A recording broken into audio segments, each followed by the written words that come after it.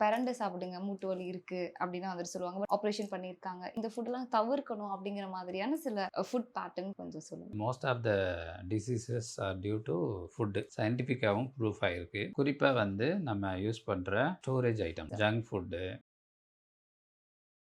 So இது எப்படி எடுத்துக்கணும்னா, குறிப்பாக வந்து காமனாக கிடைக்கக்கூடிய உணவுகள் பார்த்தோம்னா, மில்க் ப்ராடக்ட்ஸ். எல்லாருக்கும் தெரியும் மில்கில் மில்க்ல கால்சியம் இருக்குன்னு. கால்சியம் இருக்கு. குறிப்பாக சொல்லப்போனால் ராகி எடுத்துட்டோம்னா ஆல்மோஸ்ட் ஒரு 100 மில்லிகிராமில் உங்களுக்கு 350 மில்லிகிராம் ஆஃப் கால்சியம் வந்து கால்சியம் இருக்குது. இருக்கு. So it's almost more then fish. இன்னுமே ஆச்சரியப்படக்கூடிய ஒரு விஷயம் இருக்குது. வணக்கம். உணவே மருந்து அப்படிங்கிறது நம்ம பல இடத்துல வந்து கேட்டுட்டே வந்துட்டுருக்கோம். ஸோ நம்ம சாப்பிடுற உணவுல தான் வந்துட்டு நம்மளுக்கான மருந்தே இருக்கு அப்படிங்கிறது நம்ம பெரியவங்க அடிக்கடி வந்துட்டு சொல்லிட்டே இருப்பாங்க. நம்ம தான் அத ஃபாலோ பண்றதில்ல. ஸோ இன்னைக்கு இந்த வீடியோல எத பத்தி நம்ம பார்க்க போறோம் அப்படின்னு சொல்லி பார்த்தீங்கன்னா, நம்மளோட போனுக்கு எது வந்துட்டு ஹெல்தியா இருக்கும், எதெல்லாம் வந்துட்டு சாப்பிடக்கூடாது அப்படிங்கிற மாரியான ஃபுட் அப்படி பத்தி தான் வந்து நம்ம பேச போறோம். இத வந்து நமக்கு தெளிவா சொல்றதுக்காக நம்மளோட இன்னைக்கு யார் இணைஞ்சிருக்காங்க அப்படின்னு சொல்லி பார்த்தீங்கன்னா, ஆர்த்தோ சர்ஜனான டாக்டர் சின்னதுரை சார் தான் இருக்காரு. அவர நம்ம வெல்கம் பண்ணிடலாம். வணக்கம் சார். வணக்கம். எப்படி இருக்கீங்க சார்? நல்லா இருக்கேன். சார், நான் முன்னாடியே சொன்ன மாதிரி உணவே மருந்து அப்படிங்கிறத நம்ம காலங்காலமா வந்துட்டு ஃபாலோ பண்ணிட்டுருக்கோம். நம்மளோட மூட்டுக்கோ, இல்ல நம்மளோட போன்ஸுக்கு வந்துட்டு ஸ்ட்ராங்கா இருக்கிறதுக்கு இந்த ஃபுட்டெல்லாம் சாப்பிடுங்க அப்படிங்கிறது பெரும்பாலுமா வந்துட்டு நம்ம கேள்விப்பட்டிருப்போம். பிரண்டை சாப்பிடுங்க, மூட்டு வலி இருக்கு அப்படின்னு வந்துட்டு சொல்லுவாங்க. பட் அதுக்கெல்லாம் சயின்டிஃபிக்கான ஒரு ரிசர்ச்சோ, இல்ல ப்ரூஃபோ இருக்கா அப்படிங்கிறது ஜென்ரல் ஆடியன்ஸ் ஆன இப்ப எங்கள் மாதிரியான ஆட்களுக்கு வந்துட்டு தெரியாது. ஸோ இப்போ உங்களுக்கு தெரியும் என்ன மாதிரியான ஃபுட் வந்து நம்ம எடுத்துக்கலாம். இப்போ ஒரு ஆப்ரேஷன் பண்ணியிருக்காங்க. இந்த மாதிரியான ஃபுட் எடுத்தா அது அதுக்கு சப்போர்ட் பண்ணும். இல்ல இந்த ஃபுட்லாம் தவிர்க்கணும் அப்படிங்கிற மாதிரியான சில ஃபுட் பேட்டர்ன்ஸ், ஃபுட்ஸ் இருக்கும்ல சார். அத வந்துட்டு எங்களுக்காக கொஞ்சம் சொல்லுங்க. கண்டிப்பாக. சரி, நீங்கள் சொன்ன மாதிரி உணவே மருந்து அப்படிங்கிறது நம்ம ஒரு பழக்கவழக்கத்தில் இருந்த விஷயந்தான். பட்டு அது தவறாக போகும்போது நிறைய வியாதிகள் வருது. சரியா? இன்றைக்கி வந்து most of the diseases are due to food அப்படிங்கிறது சயின்டிஃபிக்காகவும் ப்ரூஃப் ஆகிருக்கு. குறிப்பாக வந்து நம்ம யூஸ் பண்ணுற அந்த storage items, junk food and மற்றபடி கெமிக்கல் மிக்ஸ் ஆன ஃபுட்டு, லேட் நைட் ஃபுட்டு, அந்த ஒரு ஃபுட் சைக்கிளை வந்து நம்ம சரியாக பார்த்துக்காத காரணத்தால் we get lot of diseases, including அந்த ஓவர் வெயிட் ஆரம்பிக்கிறதுலேருந்து cardiac issue, diabetes, hypertension அப்படின்னு சொல்லிட்டு அதனுடைய காம்ப்ளிகேஷன்ஸாக ஹார்ட் டிசீசஸ்ஸு, லங் டிசீசஸ்ஸு எல்லாமே வந்து வர்றது ஒரு உணவு ஒரு முக்கியமான காரணம். அப்போ என்ன ஆகுதுன்னா, உணவே மருந்துங்கிறது மாறி போய் மருந்தே தான் உணவாக சாப்பிட்ற அளவுக்கு இன்றைக்கி நிறைய பேருக்கு அவ்வளோ பிரச்சனைகள், ஹெல்த் இஷ்யூஸ் வரதான் செய்யுது.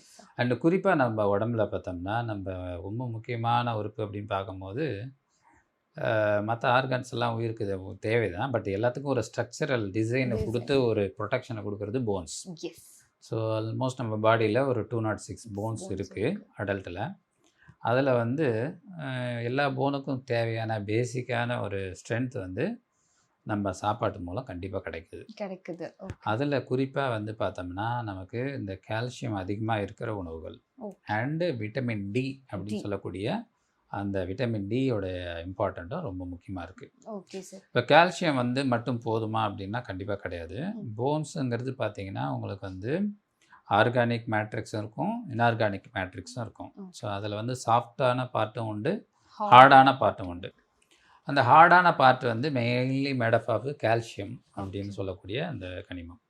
அந்த கால்சியம் வந்து பார்த்திங்கன்னா கால்சியம் ஹைட்ராக்சி அப்படைட் அப்படி கிறிஸ்டல்ஸாக இருக்கும். இதை தாண்டி நம்ம போனில் ஜென்ரலாக பார்த்திங்கன்னா ப்ரோட்டீன் இருக்கும், விட்டமின் சி இருக்கும், விட்டமின் கேவோட ரோல் இருக்கும், அயன் இருக்கும். அதை தாண்டி நமக்கு மற்ற சாஃப்ட்டு ஆர்கன்ஸில் வந்து சாஃப்ட்டு இன்ஆர்கானிக் மேட்ரிக்ஸில் கொலாஜன் அப்படிங்கிற இதுவும் இம்பார்ட்டண்ட்டாக அவசியப்படுது. ஸோ இது எப்படி நமக்கு வந்து கிடைக்கிது உணவு மூலம்னு பார்க்கும்போது ஃபஸ்ட்டு வந்து நம்மளுக்கு வந்து இந்த கால்சியம்ங்கிறது நமக்கு ஈஸியாக வந்து உணவில் கிடைக்கக்கூடியது.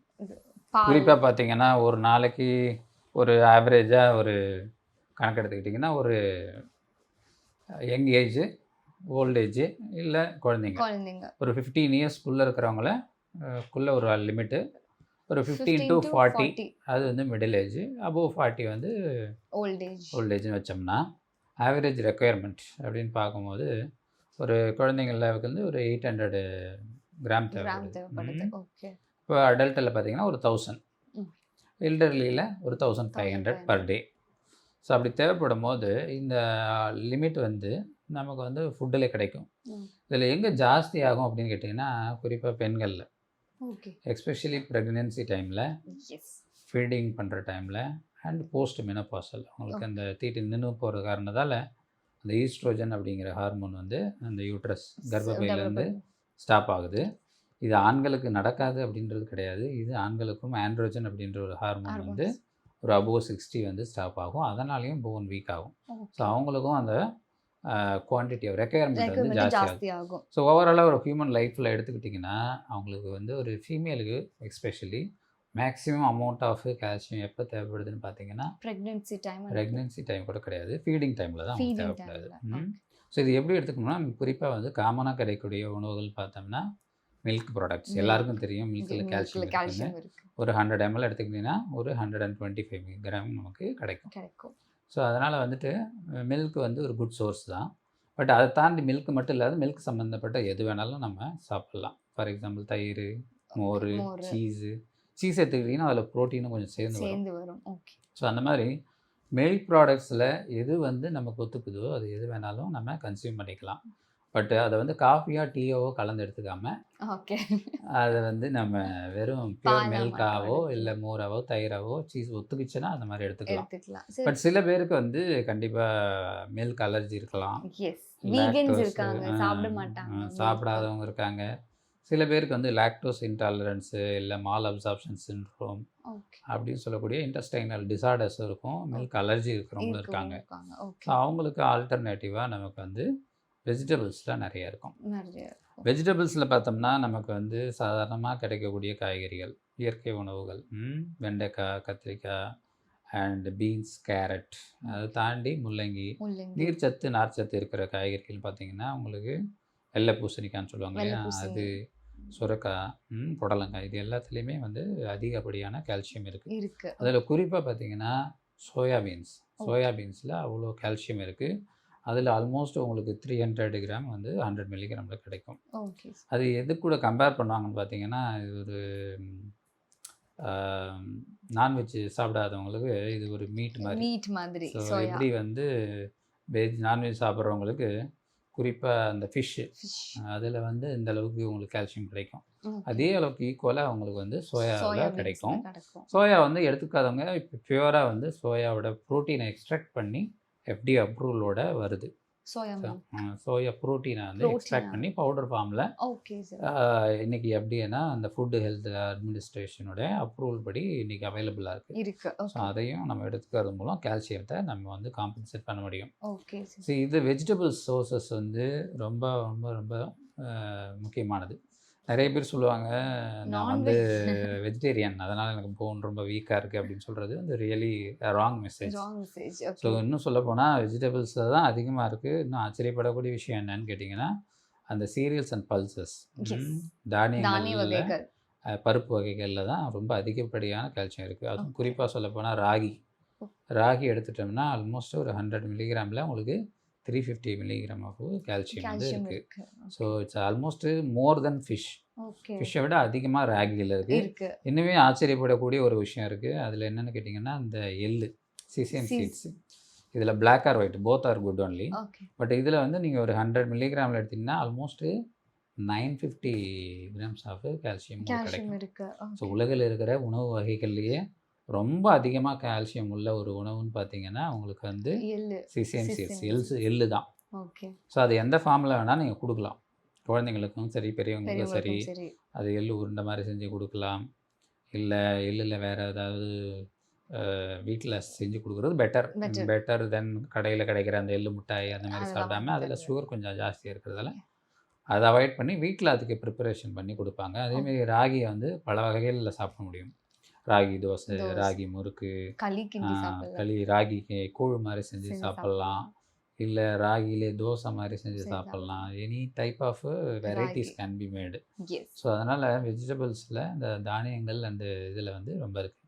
அதேமாரி ட்ரை ஃப்ரூட்ஸு ரொம்ப ரொம்ப ஹெல்த்தியானது. குறிப்பாக வந்து ஸ்ட்ராபெரி அந்த மாதிரி டேட்ஸ் அந்த மாதிரி எல்லா ஃப்ரூட்ஸ்லேயும் வந்து உங்களுக்கு இருக்குது. ம். ஃப்ரூட்ஸ்னு எடுத்துக்கிட்டால் கொஞ்சம் ரொம்ப காஸ்ட்லியான ஃப்ரூட்னா தான் நமக்கு வந்து ட்ரை ஃப்ரூட்ஸ் எக்ஸ்பென்சிவ் தான். Yes sir. ஸோ அது இல்லாமல் இயற்கையாக கிடைக்கக்கூடிய ஃபுட்டுன்னு பார்த்தீங்கன்னா அத்திப்பழம். அத்திப்பழம். அத்திப்பழம் ரொம்ப ரொம்ப அதிகமான கால்சியம் உள்ள ஒரு உணவு. அடுத்தது ஆரஞ்சஸ். ஓகே. அதுக்கப்புறம் பார்த்தீங்கன்னா பப்பாளி பழம். பப்பாயா. நம்பவே மாட்டீங்க, பப்பாளி பழம் தான் இருக்கிறதுல highest source of calcium in fruits. Okay. அதுக்கப்புறமா பார்த்தோம்னா அந்த கொய்யாப்பழம். கொய்யாப்பழம். ஸோ இதெல்லாம் வந்து டைஜஷனை மட்டும் இம்ப்ரூவ் பண்ணாது, நாட் ஓன்லி இந்த இன்டெஸ்டைனுக்கு நல்லது அப்படின்னு சொல்கிறத தாண்டி அந்த கால்சியம் சத்து வந்து ரொம்ப அதிகமாக இருக்கக்கூடிய ஃப்ரூட்ஸு. ஸோ அத்திப்பழம், ஆரஞ்சு பழம், கொய்யாப்பழம் அண்டு பப்பாளி பழம். இந்த 4 வந்து ரொம்ப சீப்பாக கிடைக்கும். எஸ். காஸ்ட் எஃபெக்டிவாக எல்லாருக்கும் கிடைக்கும். எல்லாருக்கும் ஸோ கிடைக்கும். அது மாதிரி அந்த உணவுகள் ரொம்ப நல்லா இருக்கு. ஓகே. அடுத்தது கீரை வகைகள்.